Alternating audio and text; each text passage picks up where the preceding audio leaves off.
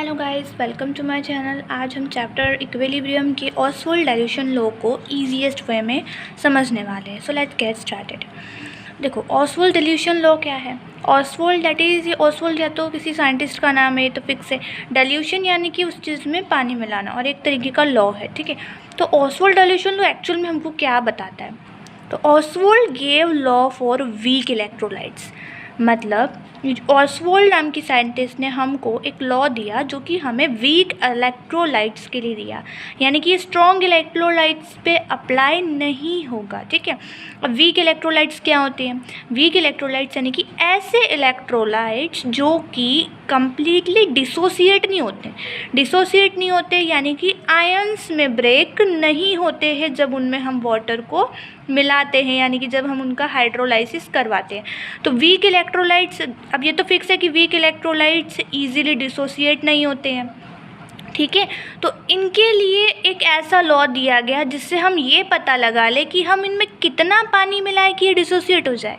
मतलब ये तो फिक्स है कि जो वीक इलेक्ट्रोलाइट्स है वो डिसोसिएट नहीं होते, मतलब अगर आप इनको वाटर में मिक्स करोगे, H2O मिक्स करोगे, तो ये डिसोसिएशन इनका नहीं होगा, पूरे तरीके से नहीं होगा, मतलब होगा तो बहुत ही कम होगा। तो फिर ऑसवाल्ड डाइल्यूशन लॉ के थ्रू हमको ये पता चला कि जो वीक इलेक्ट्रोलाइट्स है, चलो फिक्स है कि वो डिसोसिएट नहीं हो रहे, या फिर बहुत ही कम डिसोसिएट होते या ब्रेक होते बहुत ही कम होते, तो हम उनमें कितना पानी मिला दें कि उनमें डिसोसिएशन होने लग जाए, राइट। ये लॉ हमको ये बताता है, क्योंकि पहले तो डिसोसिएशन बहुत कम हो रहा था, तो कम से कम मीडियम तक तो पहुंच जाए, राइट। तो इसीलिए ऑसवाल्ड ने हमको एक लॉ दिया जो कि वीक इलेक्ट्रोलाइट्स पे अप्लाई होता। अच्छा, अब ये लॉ क्या कहता है। बाय अप्लाइंग लॉ, इस लॉ को अप्लाई करने से, ये जो लॉ है ये मास एक्शन का लॉ है। मास एक्शन यानी कि ये लॉ एक तरीके से कंसंट्रेशन से रिलेटेड है, राइट। मास एक्शन यानी कि कंसंट्रेशन से रिलेटेड है। Oswald gave a law for expressing the dissociation of weak electrolytes, जैसा कि मैंने अभी बताया कि ये लॉ वीक इलेक्ट्रोलाइट्स के डिसोसिएशन यानी कि उनकी आयंस में ब्रेक होने को एक्सप्लेन करता है, राइट।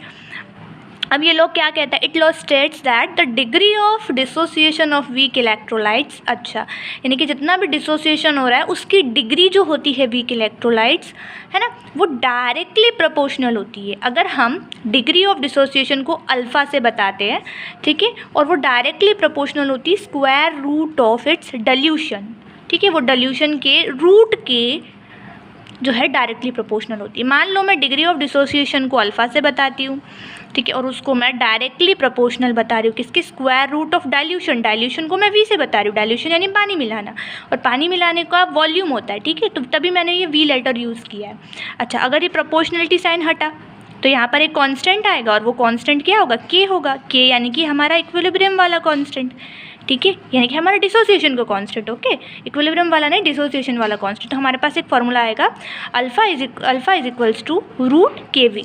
तो यही हमारा फार्मूला क्या कहता है कि अगर अल्फ़ा डिग्री ऑफ डिसोसिएशन है then it is equals to the square root of dissociation constant and dilution. B को हम यहाँ पे डाइल्यूशन बोल रहे हैं, ठीक है, डाइल्यूशन यानी पानी मिलाने का वॉल्यूम, ओके। तो ये फार्मूला है। इसका एक और वॉल्यूम हो सकता है, alpha is equals to root K by C, यहाँ पर सी कंसंट्रेशन होगा। अच्छा, अब इसके टर्म्स को समझ लेते हैं। अल्फ़ा का मतलब है यहाँ पे डिग्री ऑफ डिसोसिएशन, ठीक है, के का मतलब है डिसोसिएशन कांस्टेंट, वी है वॉल्यूम जैसा मैंने अभी बताया, और सी है कंसंट्रेशन। तो ये ऑसवाल्ड डाइल्यूशन लॉ जो है वीक इलेक्ट्रोलाइट्स के लिए बताया गया है। ये लॉ हमको ये बताता है कि वीक इलेक्ट्रोलाइट्स कितने डाइल्यूशन में डिसोसिएट होंगे, राइट। और ये लॉ का आपको पूरा आंसर यहाँ पर दिख सकता है, आप इससे भी आंसर लिख सकते हैं। आई होप आपको समझ में आ गया होगा। Thank you so much for watching my video.